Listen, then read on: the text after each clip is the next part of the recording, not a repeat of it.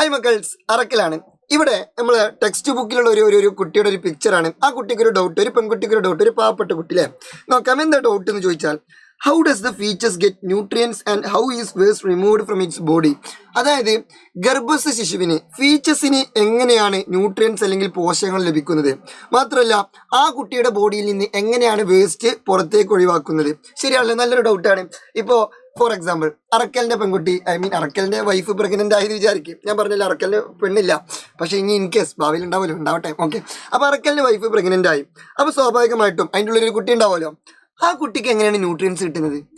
അതൊരു ചോദ്യമല്ലേ. കാരണം എന്ന് വെച്ചാൽ നമ്മളിങ്ങനെ ഫുഡ് കഴിക്കുന്നുണ്ട്, അപ്പോൾ നമുക്ക് ന്യൂട്രിയൻസ് കിട്ടും. പക്ഷേ ഈ കുട്ടി ഫുഡ് കഴിക്കുന്നുണ്ടോ? ഇല്ലല്ലോ. പിന്നെ ആ കുട്ടീൻ്റെ ബോഡിയിൽ കുറേ വേസ്റ്റ് ഉണ്ടാവും. അതെങ്ങനെ റിമൂവ് ചെയ്യുന്നത്? അപ്പോൾ ശരിക്കും ആ കുട്ടിക്ക് വേണ്ട കാര്യങ്ങളൊക്കെ ആരാ കഴിക്കുക? അമ്മയാണ് കഴിക്കുക. കുട്ടീൻ്റെ വേസ്റ്റ് ആരാണ് റിമൂവ് ചെയ്യുക? അമ്മയാണ് റിമൂവ് ചെയ്യുക. അപ്പോൾ അമ്മയ്ക്ക് ഈ കുട്ടീൻ്റെ കാര്യങ്ങളൊക്കെ ഡീൽ ചെയ്യണമെന്നുണ്ടെങ്കിൽ അമ്മൻ്റെ ബോഡിയിൽ എന്തെങ്കിലുമൊക്കെ സെറ്റപ്പ് വേണ്ടേ? ഉണ്ട്. അമ്മൻ്റെ യൂട്രസിൽ അതിനനുസരിച്ചുള്ളൊരു സെറ്റപ്പ് ഉണ്ട്. അതാണ് നമ്മൾ ഈ ഒരു വീഡിയോയിൽ ഡിസ്കസ് ചെയ്യാൻ പോകുന്നത്. ഇതാണ് അമ്മൻ്റെ യൂട്രസ്. ഈ യൂട്രസിൻ്റെ ഉള്ളിലായിരിക്കും ആരുണ്ടാവുക? നമ്മളെ ബഹുമാനപ്പെട്ട കുട്ടി ഉണ്ടാവുക. ഓക്കെ അല്ലേ? അതിൻ്റെ ഉള്ളിൽ എന്തൊക്കെ സെറ്റപ്പാണെന്ന് ചോദിച്ചാൽ ഏറ്റവും പ്രധാനപ്പെട്ട ഒരു സെറ്റപ്പാണ് പ്ലാസെന്റ. എന്താണ് പേര്? പ്ലാസെന്റ. ഈ പ്ലാസെന്റ എന്ന് പറഞ്ഞാൽ ഒരു പെണ്ണ് പ്രഗ്നൻ്റ് ആയ സമയത്ത് ആ പെണ്ണിൻ്റെ ബോഡിയിൽ രൂപപ്പെടുന്ന ഒരു താൽക്കാലിക സംവിധാനം, ഒരു താൽക്കാലിക സെറ്റപ്പ് ഉണ്ട്. അതാണ് പ്ലാസെന്റ. A temporary structure. ഇതൊരു ടെമ്പററി സ്ട്രക്ചറാണ്, ഒരു താൽക്കാലിക സംവിധാനമാണ്. Formed after blastocyst adheres to the uterine വാൾ.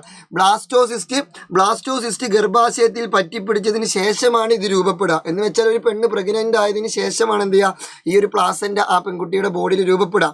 അപ്പോൾ ഒരു പ്രഗ്നൻ്റ് ഒന്നും ആവാത്തൊരു സാധാ പെൺകുട്ടി അവരുടെ ബോഡിയിൽ പ്ലാസെന്റ ഉണ്ടോ എന്ന് ചോദിച്ചാൽ ഇല്ല. പ്രഗ്നൻ്റ് ആയതിനു ശേഷമേ ഇത് രൂപം കൊള്ളുള്ളൂ. ഇതെങ്ങനെയാണ് രൂപം കൊള്ളാന്ന് ചോദിച്ചാൽ formed by embryonic and uterine tissues. അതായത് എംബ്രിയോണിക്കും യൂട്രിയൻ ടിഷ്യൂസും ഗർഭാശയ കലകളും ഭ്രൂണകലകളും ചേർന്നിട്ടാണ് എന്ത് ചെയ്യുക? പ്ലാസെന്റ രൂപം കൊള്ളുക. ഓക്കെ, അപ്പോൾ പ്ലാസെന്റ രൂപം കൊണ്ടു. ഇനി അപ്പോൾ പ്ലാസെന്റ എങ്ങനെയാണ് ഇപ്പോൾ ഈ ന്യൂട്രിയൻസിനെ അങ്ങോട്ടും ഇങ്ങോട്ടും കൈമാറുക? പ്ലാസെന്റ അല്ല ശരിക്കും ആക്ച്വലി ന്യൂട്രിയൻസിനെ കൈമാറുന്നത്. അത് കൈമാറാൻ വേണ്ടിയിട്ട് വേറൊരു ട്രാൻസ്പോർട്ടിങ് മെക്കാനിസം ഉണ്ട്. ഇതാ നോക്കൂ സുഹൃത്തുക്കളെ, ഇതാണ് പ്ലാസെന്റ. ഇവിടുന്ന് ഇങ്ങനെ ഒരു കുഴൽ കണ്ടോ? ഒരു കുഴൽ. ഈ കുഴലാണ് എന്ത് കുഴൽ? പൊക്കിൾ കൊടി. എന്ത് കൊടി? പൊക്കിൾ കൊടി അഥവാ അംബിലിക്കൽ കോഡ്. എന്ത് കോഡ്? Umbilical code. ഈ അംബിലിക്കൽ കോഡ് എവിടെ നിന്ന് ഉണ്ടാവുന്നത്? ഇതാ ഈ ഒരു ഭാഗത്തു നിന്നല്ല ഉണ്ടാവുന്നത്. അപ്പോൾ ഒന്നാമത്തെ point formed from the placenta. അത് പ്ലാസെന്റയിൽ നിന്ന് രൂപപ്പെടുന്നു. ഇനി രണ്ടാമത്തെ പോയിന്റ്, ഈ അംബിലിക്കൽ കോഡാണ് എന്ത് ചെയ്യുന്നത്? ഓക്സിജനെയും ന്യൂട്രിയൻസിനെയൊക്കെ അങ്ങോട്ടും ഇങ്ങോട്ടും ട്രാൻസ്പോർട്ട് ചെയ്യുന്നത്. ഇതാ oxygen and nutrients reach the body of the ഫീച്ചേഴ്സിന്റെ ബോഡിയിലേക്ക് എത്തുന്നത് ഈ ഒരു വഴിയാണ്. ഓക്കെ, മാത്രമല്ല and wastes are removed through this cord. ഈ ഒരു കോഡ് വഴി തന്നെയാണ്, അല്ലെങ്കിൽ ഈ ഒരു പൊക്കിൾ കൊടി വഴി തന്നെയാണ് എന്ത് ചെയ്യുന്നത്? മാലിന്യങ്ങൾ നീക്കം ചെയ്യുന്നത്. അപ്പോൾ നമ്മൾ ഈ പാവപ്പെട്ട പെൺകുട്ടിയുടെ ഡൗട്ട് ക്ലിയർ ആയില്ലേ? അതായത് എങ്ങനെയാണ് അങ്ങോട്ട് ന്യൂട്രിയൻസ് എത്തുന്നത്? ഏത് കോഡിലൂടെയാണ്? അംബിലിക്കൽ കോഡിലൂടെ അല്ലെങ്കിൽ പൊക്കിൾ കൊടിയിലൂടെ. ഇനി എങ്ങനെയാണ് അവിടുന്ന് വേസ്റ്റ് റിമൂവ് ചെയ്യുന്നത്? അതും ഏത് റൂട്ടിലൂടെ തന്നെയാണ്? ഈ പൊക്കിൾ കൊടിയിലൂടെയും അഥവാ അംബിലിക്കൽ കോഡിലൂടെ തന്നെയാണ്. ഓക്കെ, അപ്പോൾ അത് ക്ലിയർ ആയി. പിന്നെ വേറൊരു രണ്ട് സ്ട്രക്ചറും കൂടി എവിടെയുണ്ട്? നമ്മുടെ ഗർഭാശയത്തിലുണ്ട്. അതാണ് അടുത്തത്. ദാ സുഹൃത്തുക്കളെ, അമ്നിയോൺ എന്ന് പറയുന്ന ഒരു കവറിങ്. അതായത് ഈ ഗർഭാശയത്തിൻ്റെ ചുറ്ററും ഒരു കവറിങ് ഉണ്ട്. ആ കവറിങ്ങിനെ വിളിക്കുന്ന പേരാണെന്ത്? അമ്നിയോൺ. എന്താണ് പേര്? അമ്നിയോൺ. ആ കവറിങ്ങിനെ വിളിക്കുന്ന പേരാണെന്ത് സുഹൃത്തുക്കളെ? അമ്നിയോൺ കേട്ടോ, അമ്നിയോൺ. ഓക്കെ, അമ്നിയോണിൻ്റെ മലയാളം എന്താണെന്ന് ചോദിച്ചാൽ അമ്നിയോൺ തന്നെ. ഓക്കെ, അപ്പോൾ എന്താണ് അമ്നിയോൺ എന്ന് ചോദിച്ചാൽ the membrane formed from embryonic cells during the early stages of development. ഈ എംബ്രിയോയുടെ ഏർലി സ്റ്റേജസ് ഓഫ് ഡെവലപ്മെൻറ്റിൻ്റെ സമയത്ത് എന്ത് ചെയ്യുന്നു അറിയോ? ഒരു മെംബ്രെയിൻ ഇങ്ങനെ ഫോം ചെയ്യും. ഏത് ടിഷ്യൂസിൻ്റെ സഹായത്തോടു കൂടി? എംബ്രിയോണിക് ടിഷ്യൂസ് അല്ലെങ്കിൽ എംബ്രിയോണിക് സെൽസിൻ്റെ സഹായത്തോടു കൂടി. വളർച്ചയുടെ പ്രാരംഭഘട്ടത്തിൽ ഭ്രൂണകോശത്തിൽ നിന്നും രൂപപ്പെടുന്ന ഒരു ആവരണം, ഒരു മെംബ്രെയിനാണ് എന്ത് ശരിക്കും? ഒരു മെംബ്രെയിനാണ് എന്ത് ശരിക്കും? അമ്നിയോൺ. ഓക്കെ, അപ്പോൾ മെംബ്രെയിൻ അല്ലെങ്കിൽ ആ ആവരണമാണ് എന്ത്? അമ്നിയോൺ.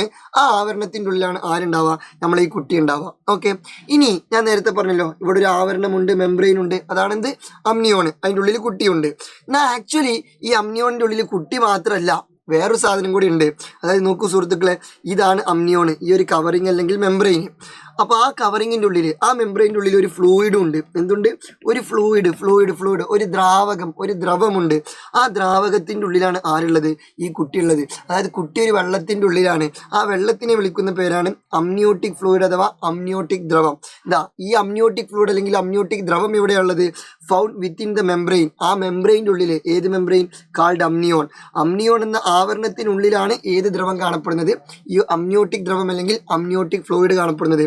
എന്തിനാണ് അവിടെ അങ്ങനെ ഒരു അമ്നിയോട്ടിക് ഫ്ലൂയിഡ് എന്ന് ചോദിച്ചാൽ prevents dehydration of the features. ഈ കുട്ടിൻ്റെ ഡീഹൈഡ്രേഷൻ തടയാൻ, കുട്ടിയുടെ നിർജ്ജലീകരണം തടയാൻ, ഗർഭസ്ഥ ശിശുവിൻ്റെ നിർജ്ജലീകരണം തടയാൻ വേണ്ടിയിട്ടാണ് എന്ത് ചെയ്യുന്നത് അവിടെ അങ്ങനെ ഒരു ഫ്ലൂയിഡ്. അല്ലെങ്കിൽ ആ കുട്ടി ഉണങ്ങിപ്പോവില്ലേ? കാരണം കുട്ടി ഒരു എന്താണ് ഒരു കുപ്പിയുടെ ഉള്ളിൽ എന്നൊക്കെ പറയുന്ന പോലെ ഗർഭാശയത്തിൻ്റെ ഉള്ളിൽ ഇങ്ങനെ ഇട്ട് വെച്ചിരിക്കുകയാണ്. അപ്പോൾ സ്വാഭാവികമായിട്ട് അതിൻ്റെ ഉള്ളിൽ വെള്ളം ഒന്നുമില്ലെങ്കിൽ ചിലപ്പോൾ കുട്ടി ഉണങ്ങിന് പോകും.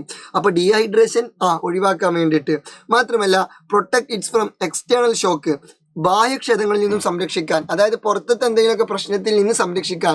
അതെന്ന് വെച്ചാൽ അതിൻ്റെ ഉള്ളിൽ ഒരു കുലുക്കൊന്നും ഫീൽ ചെയ്യില്ല. ഇനിയിപ്പോൾ കുലുങ്ങിയാൽ തന്നെ വെള്ളത്തിൻ്റെ ഉള്ളിൽ നിന്ന് കുട്ടി അങ്ങോട്ടും ഇങ്ങോട്ടൊന്നും കുലുങ്ങുള്ളൂ. അപ്പോൾ അങ്ങനെയുള്ള കുട്ടിയുടെ ഒരു പ്രൊട്ടക്ഷന് വേണ്ടിയിട്ടും കുട്ടിയുടെ ഡീഹൈഡ്രേഷൻ തടയാൻ വേണ്ടിയിട്ടൊക്കെയാണ് എന്ത് ഈ ഒരു അമ്നിയോട്ടിക് ദ്രവം അഥവാ അമ്നിയോട്ടിക് ഫ്ലൂയിഡ് ഉള്ളത്. ഓക്കെ, അപ്പോൾ നമ്മൾ ഏകദേശം 10 മാസക്കാലം നമ്മൾ ഇതിൻ്റെ ഉള്ളിലായിരുന്നു. ഈ ഒരു സെറ്റപ്പിൻ്റെ ഒക്കെ ഉള്ളിൽ, ഈ ഒരു അമ്നിയോട്ടിക് ഫ്ലൂയിഡിൻ്റെ ഉള്ളിലായിരുന്നു. എന്താ സെറ്റപ്പില്ലേ, വിഷയല്ലേ? അതൊക്കെ ചിന്തിക്കുമ്പോൾ വേറെ തന്നെ ഒരു വെറൈറ്റി സാധനമായിട്ട് തോന്നണില്ലേ? നമ്മളൊക്കെ അതൊക്കെ കഴിഞ്ഞ് വന്ന ആളുകളാണ്. അപ്പോൾ എനിവേ അത് കഴിഞ്ഞു. സോ വീഡിയോ എല്ലാവർക്കും ഇഷ്ടപ്പെട്ടെന്ന് വിചാരിക്കുന്നു. ഇതൊക്കെ നിങ്ങളുടെ ഫ്രണ്ട്സിനൊക്കെ ഒന്ന് ഷെയർ ചെയ്യണം കേട്ടോ. അവരൊക്കെ പഠിക്കട്ടെ, എല്ലാവരും പഠിക്കട്ടെ, എല്ലാവരും ഒരുമിച്ച് പഠിക്കട്ടെ. കേരളം പഠിക്കട്ടെ, ഇന്ത്യ പഠിക്കട്ടെ, ലോകം പഠിക്കട്ടെ, ബയോളജി പഠിക്കട്ടെ. സോ അറക്കലിൻ്റെ ലെഫ്റ്റ് വെൻട്രിക്കിൽ നിന്നും റൈറ്റ് വെൻട്രിക്കിൽ നിന്നും സ്നേഹാത്മകമായ നന്ദികൾ രേഖപ്പെടുന്നു. See you soon.